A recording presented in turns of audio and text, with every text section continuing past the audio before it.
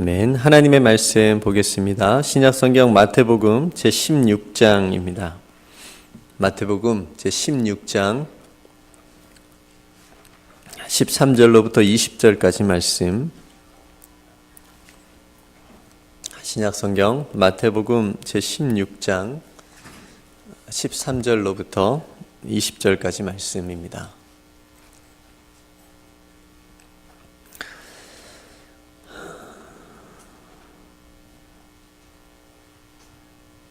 우리 다 찾으셨으면 저와 여러분들이 한 절씩 교독하겠습니다. 예수께서 빌립보 가이사랴 지방에 이르러 제자들에게 물어 이르시되 사람들이 인자를 누구라 하느냐?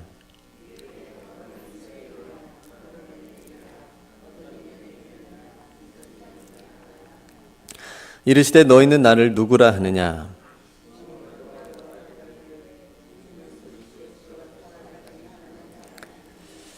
예수께서 대답하여 이르시되 바요나 시몬아 내가 복이 있도다. 이를 내게 알게 한 이는 혈육이 아니요 하늘에 계신 내 아버지시니라.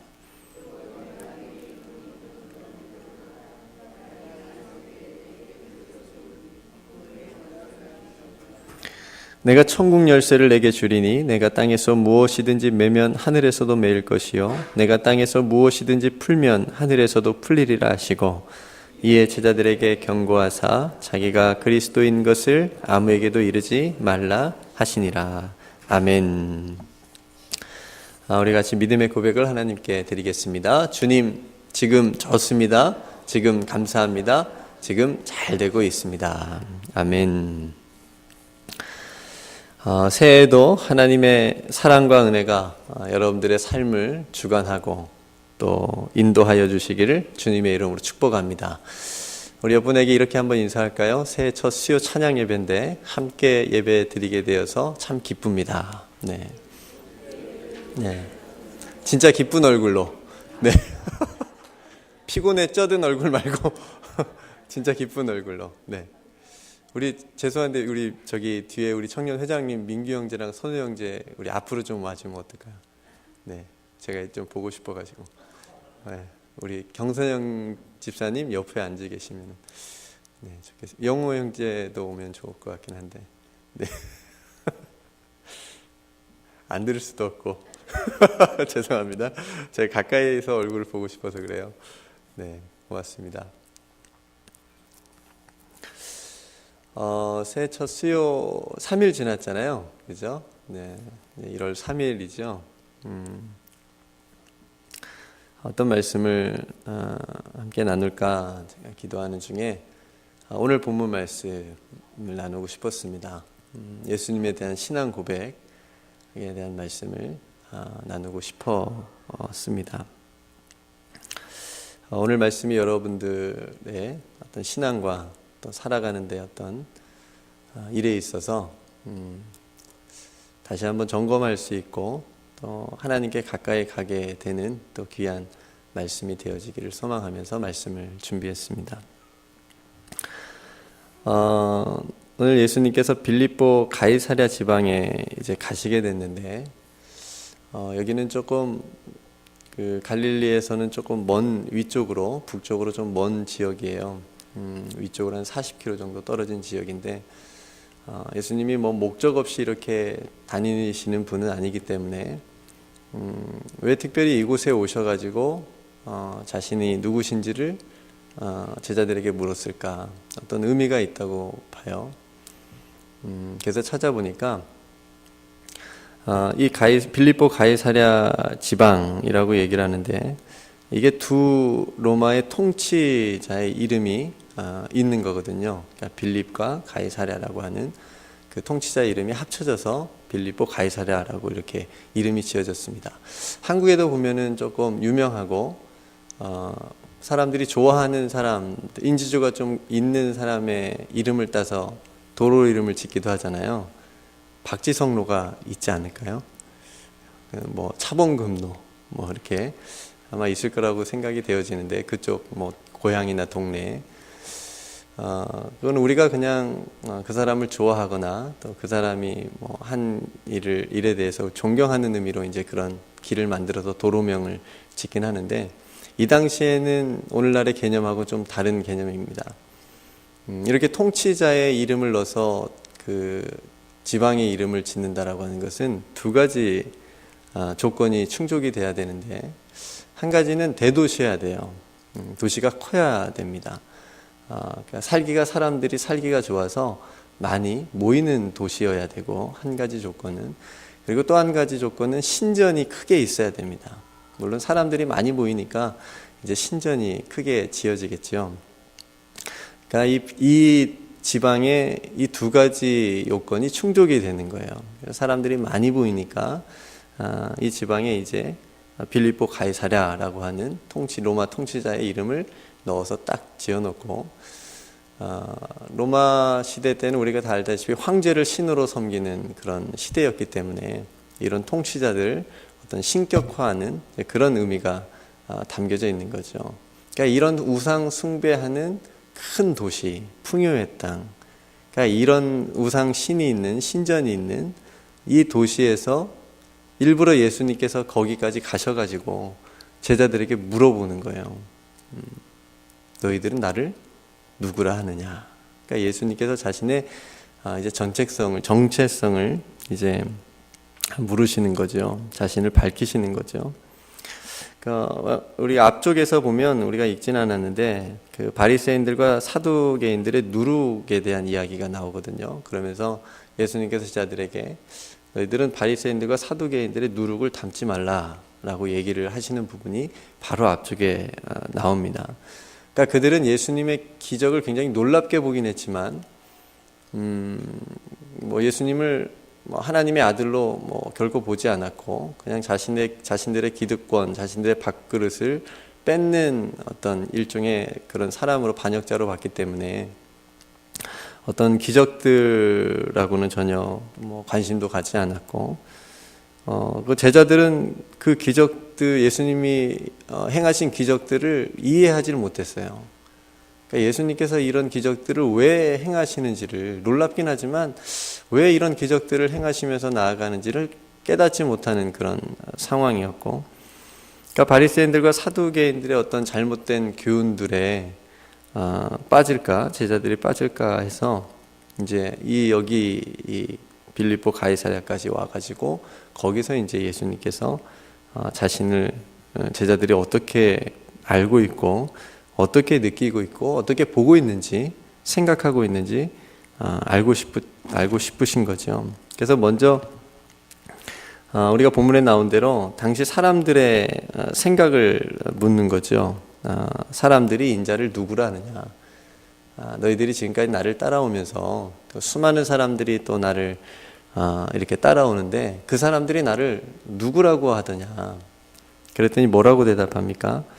어떤 사람은 세례 요한이라고 대답하고, 어떤 사람은 엘리야라고 대답하고, 어떤 사람은 예레미야라고 대답하고, 또 어떤 사람은 선지자 중에 하나라고 대답을 해요. 그러니까 딱 그 세상에서 예수님을 보는, 예수님을 생각하는, 예수님이 누구신지를 생각하고 있는 수준인 거예요, 그게. 그죠? 그러니까 예수님께서 하나님의 아들이시다, 예수님께서 그리스도라고, 메시아다라고 하는 것은 아직 세상 사람들도 깨닫지 못했고, 그러니까 세상 사람들이 예수님을 보는 딱 그 관점, 또 그 모습인 거죠. 그러니까 세상의 대답인 겁니다. 그러니까 기적만 보고 자신의 필요만 예수님으로부터 어떻게 채울까, 이렇게 생각을 해서 따라다닌 사람들, 예수님이 진짜 누구신지를 경험하지 못한 사람들의 시선이 딱 거기에 그 대답에 있는 거죠. 예수님의 진짜 의도, 진짜 예수님이 궁금하신 것은 이제 제자들이었어요. 그러니까 너는 나를 누구라 하느냐? 너희들은 나를 어떻게 생각하느냐? 너희들이 이제 나의 제자라고 하면서 따라다니는데, 너희들이 경험한 나는 너희들에게 누구냐?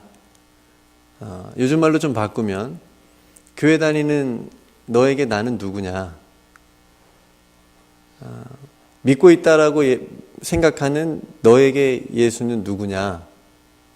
이렇게 물으신다고 우리가 적용을 해볼 수 있죠.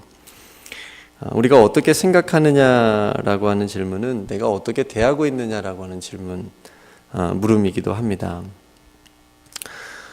베드로가 이렇게 대답을 해요. 그 중에 제자들 중에 베드로가 딱 나서서 우리가 정말 잘 아는 말씀이죠. 16절 말씀을 우리 같이 한번 다시 읽어볼까요? 16절 시작. 시몬 베드로가 대답하여 이르되 주는 그리스도시요 살아계신 하나님의 아들이시니이다. 아멘.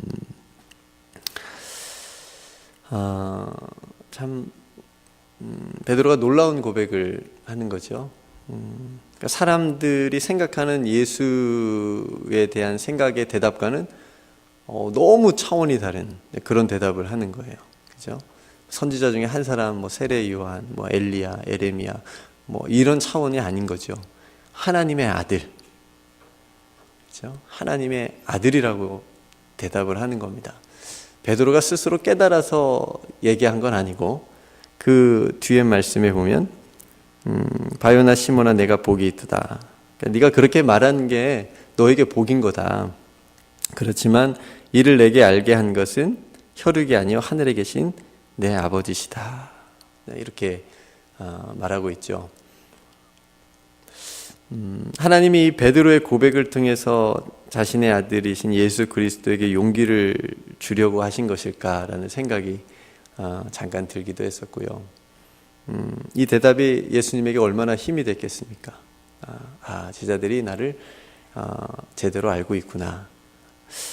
근데 이 대답도 베드로 스스로 했다고 말하지 않고 또 베드로도 그럴 만한 믿음이 아직 없었고, 근데 이 17절 말씀이 없었다면 어땠을까라는 생각이 드는 거예요. 그렇지 않아도 이 고백 때문에 베드로가 교회 수장이 되잖아요. 수장이 돼가지고 일대 교황이 됩니다. 그렇게 해서 계속 이제 가톨릭에서는 내려오고 있는데, 이 말이 없었다면 얼마나 더 높임을 받았을까. 베드로가 마치 말한 것처럼 그렇게 17절이 만약에 없었다면 베드로라고 하는 이 사람이 얼마나 사람들로부터 높임을 받았을까라는 생각을 하게 되니까 굉장히 아찔했습니다. 물론 베드로는 예수님께 참 귀하게 쓰임을 받은 제자였습니다. 시몬아, 바요나 시몬아 내가 복이 있도다 라고 하는 말할 때 그 복이지요. 우리 알다시피 예수님이 잡혔을 때 베드로도 부인하고 떠났고, 그렇지만 예수님께서 부활하셔서 베드로를 찾아오셔서 내 양을 먹이라 치라 이렇게 사명을 주시고 그렇게 양들을 맡겨주셨고, 초대교회 문이 활짝 열려졌을 때 또 그 초대교회를 다스리고 지도해야 되는 또 그런 사명까지 은혜까지 하나님이 주신 거죠. 그러니까 그에게 주신 특별한 복이고 특별한 은혜였다라고 생각이 되어집니다. 그럼에도 불구하고 그의 처음 예수님께 드린 그 고백은 베드로가 한 게 아니라 하나님이 하신 것이라고 하는 것이 굉장히 중요한 포인트입니다. 믿음의 시작이 어디로부터 온 것인지, 여러분들이 가지고 있는 믿음은 어디로부터 온 것입니까? 여러분 안에서 온 것입니까? 여러분들이 스스로 잘 믿어서 예수를 믿게 된 겁니까? 내가 가진 믿음은 어디서부터 온 것입니까? 그러니까 믿음이라고 하는 것이 나에게서로부터 나오는 게 아니다. 그러니까 믿음은 어떻게 보면 노력으로 되는 게 아니다. 그러니까 하나님께서 그게 쭉 그런 오해를 중세시대까지 내려오게 됐는데, 하나님께서 그걸 깨트리고 나오게 하신 게 마틴 루터라고 생각을 합니다. 고행이나 어떤 노력이나 그런 걸로 믿음이 얻어지고 그런 걸로 천국에 갈 수 있다라고 생각하게 만든, 그런 모든 인간이 만든 탑들을 다 깨고, 믿음은 오직 의인은 믿음으로 말미암아 살리라라고 했을 때 그 믿음은 하나님께서 주시는 것이다. 인간에게서 스스로 나올 수 있는 게 아니고 하나님으로부터 오는 것이다. 이를 내게 알게 하니는 혈육이 아니요 하늘에 계신 내 아버지에게서로다. 그러니까 믿음이 억지로 되는 게 아니라고 하는 것을 우리 스스로도 잘 압니다. 아무리 믿고 싶어도 믿을 수 없다라고 고백하는 사람들도 만나봤습니다. 우리는 너무나 쉽게 믿는데, 믿어지는데, 그분은 도저히 믿을 수가 없대요. 내 믿음을 좀 주고 싶은데, 그런 사람들. 줄 수도 없고, 억지로 되는 부분도 아니고. 그래서 이런 참 믿음을 가진 사람은 교만하지 못하는 거죠. 왜냐하면 이게 나에게로부터 내가 노력해서 얻은 게 아니니까 하나님으로부터 오는 것임을 알기 때문에 교만할 수도 없는 거죠. 말씀을 묵상하면서 믿음이 어디서부터 올까? 하나님을 사랑하는 것으로부터 시작된다라는 생각이 들었습니다. 그러니까 믿음이라고 하는 것은 하나님을 내가 사랑하는 것으로부터 시작이 된다. 하나님은 우리에게 믿음을 주시는 분이시죠. 여러분들이 가지고 있는 그 믿음은 여러분들이 어디서 얻은 게 아니고 하나님으로부터 받은 거라고 하는 거. 이거를 우리가 한번 생각해 보셨으면 좋겠습니다. 그래서 올 한 해 하나님께서 저와 여러분들에게 큰 믿음을 주시기를 간절히 소망합니다. 그걸 여러분들도 하나님께 간구했으면 좋겠습니다. 하나님, 나에게 믿음을 주옵소서. 다른 거 필요한 거 많으시겠지만 이것 먼저 여러분들이 구하시면 좋겠습니다. 그래서 예수님이 정말 누구인지를 바르게 알고 그분에 대해서 내가 어떻게 고백해야 되는지를 깨달을 수 있는 믿음을 더해달라고, 그런 믿음을 간구했으면 좋겠습니다. 에베소서 2장 8절 말씀에 너희는 그 은혜에 의하여 믿음으로 말미암아 구원을 받았으니 이것은 너희에게서 난 것이 아니요 하나님의 선물이라. 믿음은 하나님의 선물이라고 얘기합니다. 가장 큰 선물이죠. 하나님은 이 선물을 우리로 하여금 고백하게 하십니다. 사람들에게 세상에서 우리가 받은 선물, 우리가 무엇을 받았는지를 말하게 하시고 또 말하기를 원하신다라고 하는 거죠. 여러분들에게 하나님께서 주신 선물들, 이 믿음이라고 하는 귀한 선물들이 있는데 그 믿음이라고 하는 그 귀한 선물을 가지고 살아가기를 원하시고 그걸 세상 사람들에게도 말하기를 원하신다라고 하는 것. 저는 이게 증거라고 생각하고 싶습니다. 내가 가진 하나님께서 주신 이 믿음, 이 복음을 사람들에게 보여주는 것. 이게 전도고 이게 증거이겠지요. 그래서 우리의 신앙은 고백하는 것이라고 생각이 되어집니다. 여러분, 고백은 쉽게 하는 게 아니죠. 우리는 지금 21세기를 살아가고 있으니까, 그리고 핍박이 없는 시대니까 예수는 그리스도시요 살아계신 하나님의 아들이라고 쉽게 고백할 수 있지만 잘못하면 죽을 수 있는 게 고백인 겁니다. 잘못하면 죽을 수 있는 거예요. 죽고 사는 게 고백에 달렸었던 시대가 있었지요. 그렇죠? 불과 몇십 년 전만 해도 우리의 고백은 허위 자백이 되면 안 됩니다. 고백과 허위 자백은 엄연히 다른 거죠. 그러니까 고백은 어떤 상황에서든 상관없이 할 수 있는 것이지만 허위 자백이라고 하는 것은 그걸 받아내려면 고문이 있고 또 때로는 협박이 있고 때로는 회유가 있고 또 유혹이 있죠.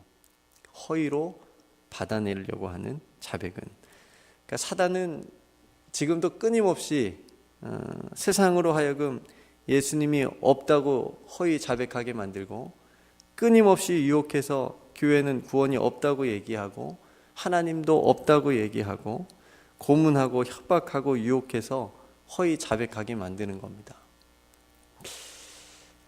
우리가 때때로 앞으로 그런 시대를 만날 수 있지는 모르겠지만 넘어가서는 안 되겠습니다. 그리스도인들은 사람들과 하나님 앞에서 신앙을 고백하는 사람들이라고 하는 것. 내 신앙은 오직 예수 그리스도요 그리스도는 살아계신 하나님의 아들이라고 하는 그 고백을 할 수 있는 사람들이 그리스도인입니다. 마태복음 10장 23절 말씀에 누구든지 사람 앞에서 나를 시인하면 나도 하늘에 계신 내 아버지 앞에서 그를 시인할 것이요. 요한일서 4장 15절 말씀에도 누구든지 예수를 하나님의 아들이라 시인하면 하나님이 그의 안에 거하시고 그도 하나님 안에 거하느니라 말씀하십니다. 예수님을 하나님의 아들이라고 시인하는 저와 여러분들의 안에 하나님께서 함께 거하시는 줄로 믿습니다. 우리들의 입술에, 우리들의 삶의 고백에 예수는 그리스도시요 내 삶의 주인이시고 하나님의 아들이라고 하는 이 신앙의 고백이 정말 변하지 않게, 흔들리지 않게 이 고백이 있기를 간절히 소망합니다. 시몬을 베드로라고 예수님께서 다르게 부르시죠. 18절 말씀에 또 내가 내게 이르노니 너는 베드로라. 그러니까 베드로는 반석이라는 뜻인데 그 반석 위에 내 교회를 세우시겠다고 말씀하십니다. 전에도 한번 말씀드렸지만 세상의 교회는 두 개의 교회밖에 없어요. 사람의 교회 그리고 주님의 교회, 두 교회밖에 없습니다. 반석 위에 세워진 교회라면 여러분 사랑하시기를 간절히 소망합니다. 주님이 주인 되시는 교회라면 여러분 사랑하십시오. 여러분 교회 좋으시죠? 네, 수요 찬양님이 나오시는 분들은 특별히 좋아하시는 것 같아. 어이 추운데. 네. 때때로 저는 목회자이니까 교회에서 상처받고 교회를 싫어하시는 분들을 만날 때가 있고 그런 말을 들을 때가 있습니다. 근데 자세히 생각해 보면 교회 상처받은 게 아니더라고요. 사람에게 상처받은 거지. 사람 때문이지 않습니까? 예수님 때문이 아니고 사람 때문이고 자기 말 안 들어주는 사람 때문이지 않습니까? 그래서 혼자 실족하고 혼자 상처받고 교회를 안타깝게 떠나고 멀리하고 교회 상처받고 실족했다고 하는데 사실은 사람 때문이라고 하는 거, 이 부분도 굉장히 중요하지만 저라고 왜 없었겠습니까?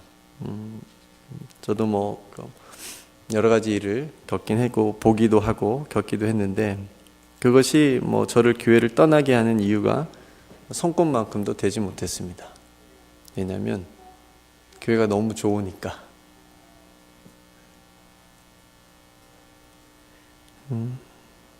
목회자였으니까 못 떠난 거 아니에요? 이렇게 물어보시면 제가 할 말이 없지만은 그건 아니고요. 네. 주님이 계시는 교회가 너무 좋으니까 떠날 수가 없는 거예요.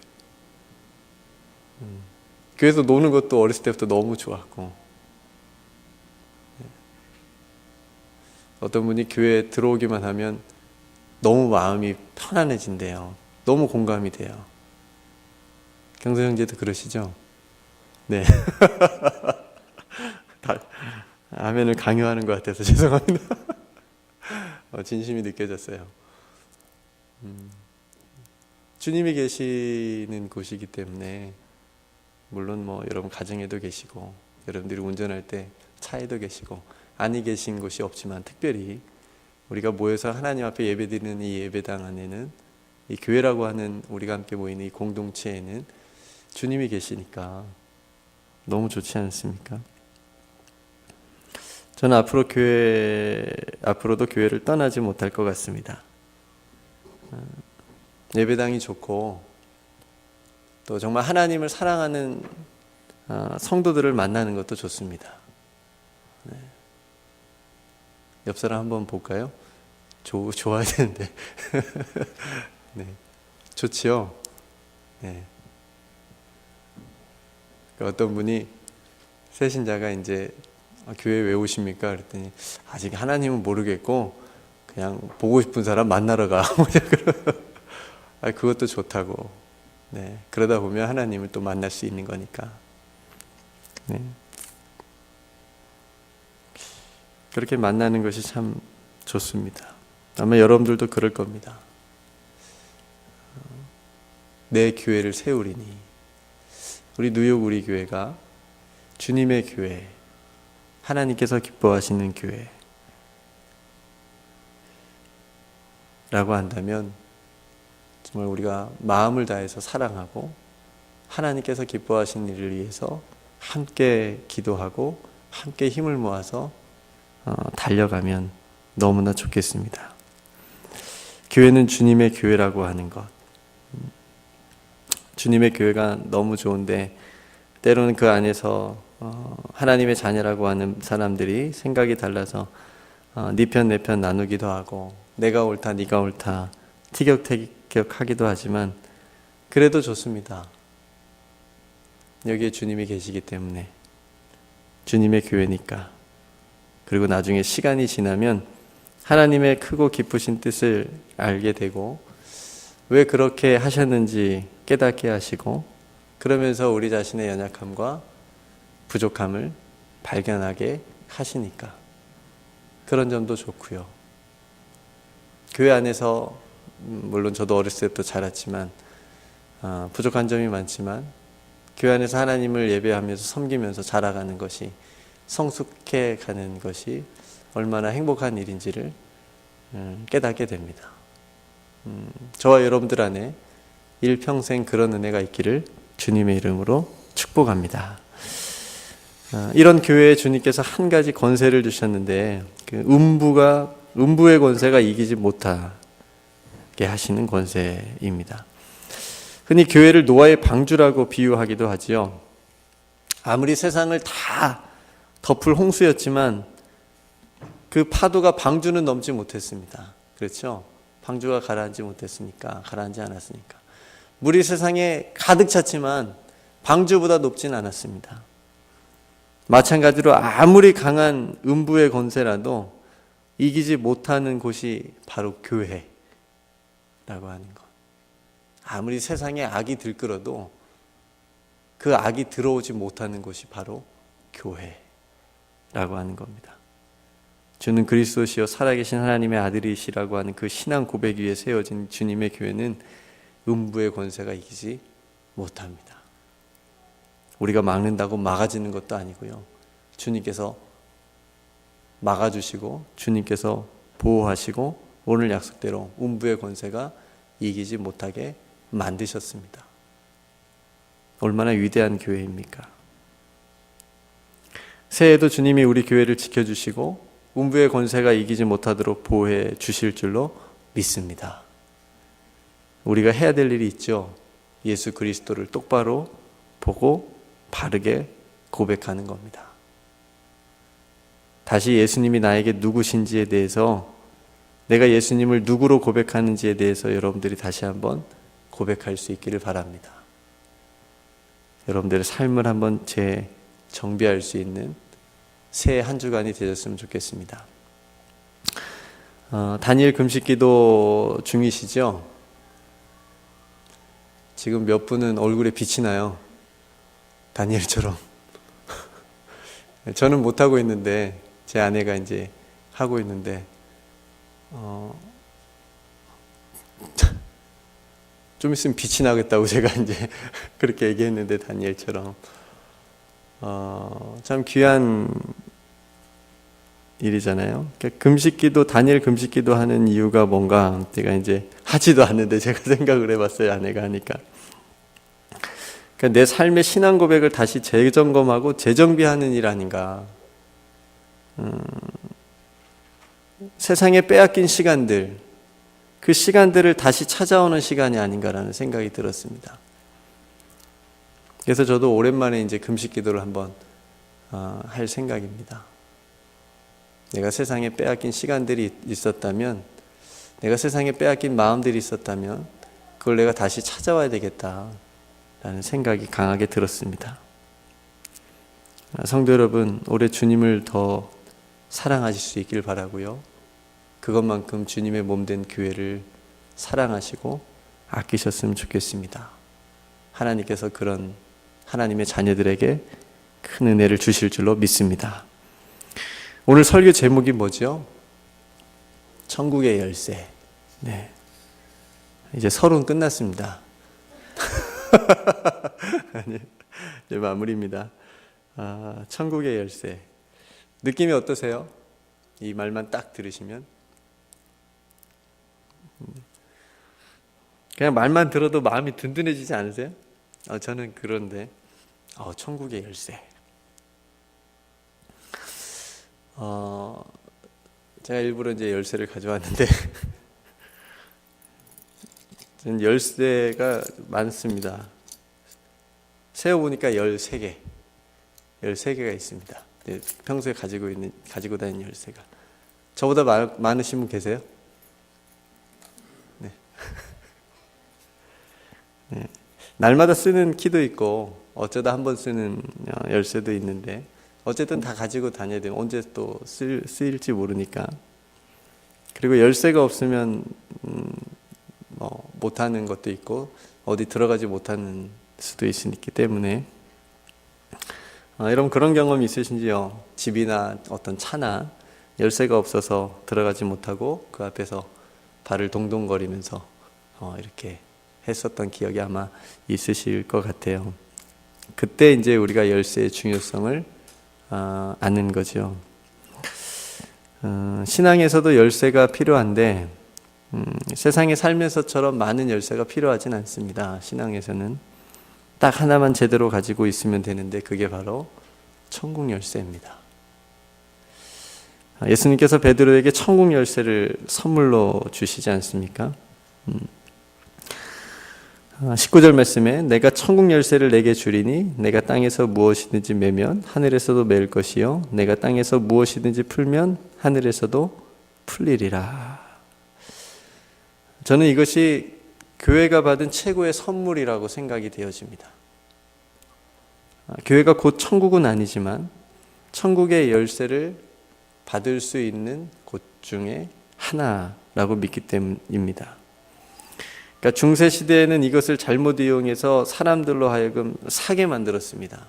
그런데 이것은 사는 게 아닙니다. 처음에 말씀드린 것처럼 믿음처럼 받는 겁니다. 선물로 주어지는 겁니다. 누구에게요? 예수는 그리스도시요 살아계신 하나님의 아들입니다라고 고백하는 사람들에게 하나씩 주시는 겁니다. 받으셨습니까? 있으십니까? 네.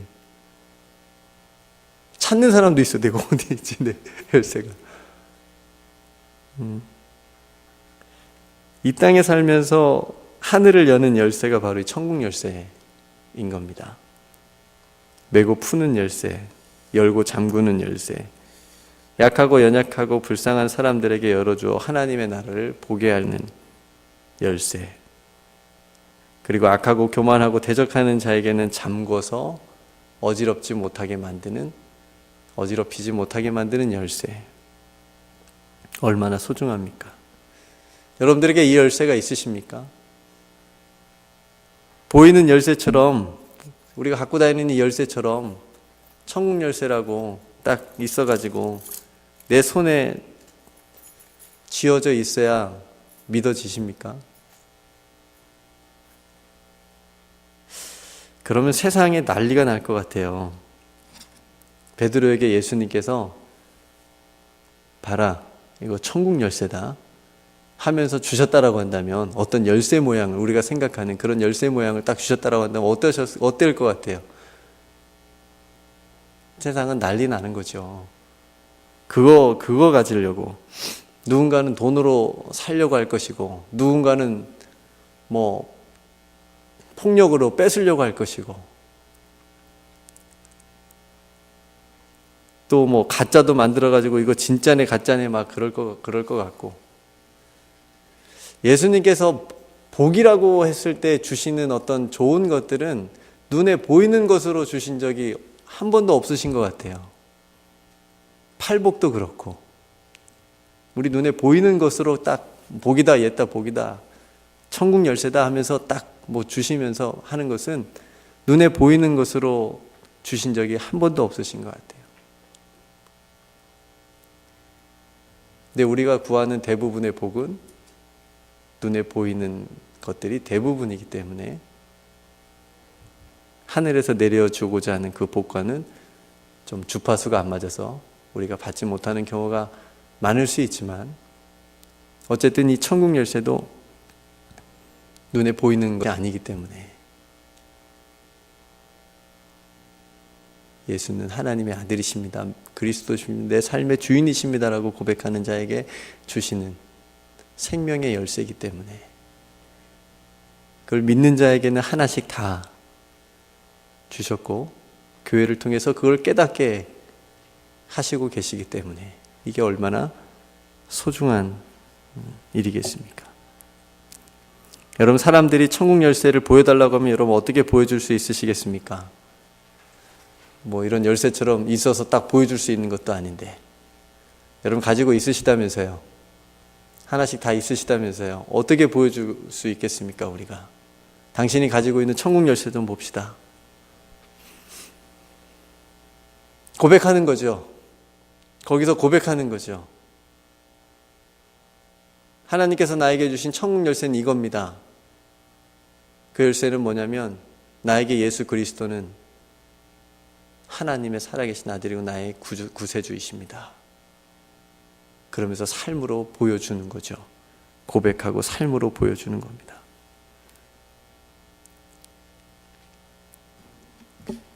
고린도 후서 6장 10절 말씀에 제가 좋아하는 말씀 중에 하나인데, 아무것도 없는 자 같으나 모든 것을 가진 자라고 그리스도인을 이렇게 얘기를 하는데, 그렇게 말할 수 있는 이유가 무엇입니까?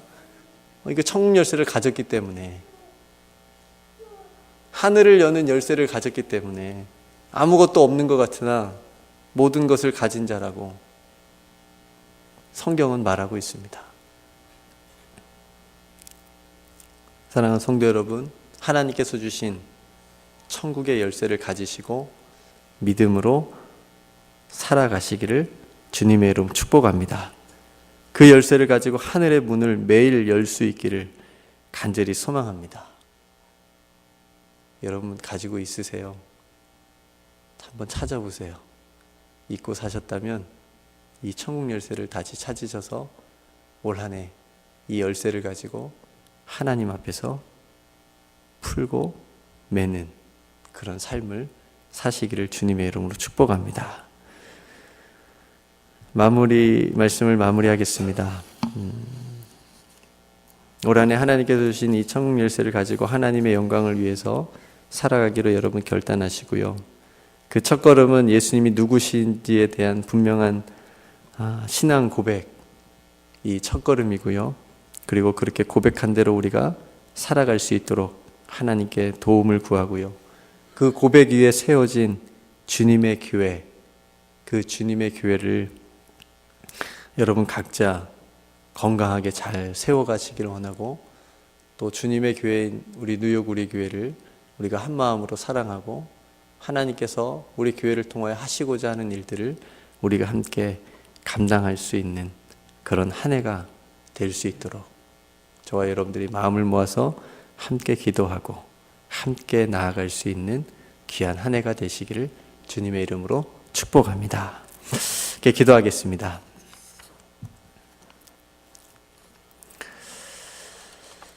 하나님,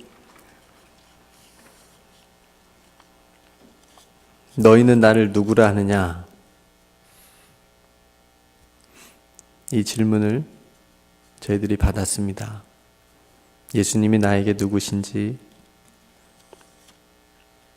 다시 한번 깊게 생각하고 예수님에 대한 나의 고백이 진정한 고백, 삶의 고백이 될 수 있도록 하나님 인도하여 주시옵소서. 이 반석 위에 내 교회를 세우신다고 말씀해 주셨고 음부의 권세가 이기지 못한다고 말씀해 주셨습니다. 하나님, 나의 신앙 고백 위에 주님의 교회를 세워주셨사오니 그 교회를 사랑하게 하여 주시옵시고 그 교회를 통하여 하나님께서 주신 이 천국의 열쇠를 가지고 늘 하늘의 문을 여는 귀한 은총을 우리 모두에게 베풀어 주시옵소서. 우리 귀한 성도들 올 한 해도 강건하게 하시고 늘 주님 앞에 나와 기도하고 예배하고 찬송할 때마다 하나님 말씀해 주시고 만나 주시기를 간절히 소망합니다. 오늘도 이 밤에 우리가 합심하여 함께 기도할 때에 하늘 문을 열어 주시옵시고 아버지 하나님께서 주시는 은총이 우리의 모든 삶 가운데 또 임할 수 있도록 인도하여 주시옵소서. 모든 것 하나님께 감사드리며 올 한 해를 시작하게 하신 우리 주님께서 올 한 해 마치는 그 모든 순간까지 인도해 주실 줄 믿고 감사드리며 우리의 구주가 되시는 우리 구주 예수 그리스도의 이름으로 간절히 기도드리옵나이다. 아멘. 우리 잠깐 또 말씀을 가지고 또 생각하면서 또 함께 중보 기도해야 될 제목들을 가지고 함께 같이 기도하기를 원합니다.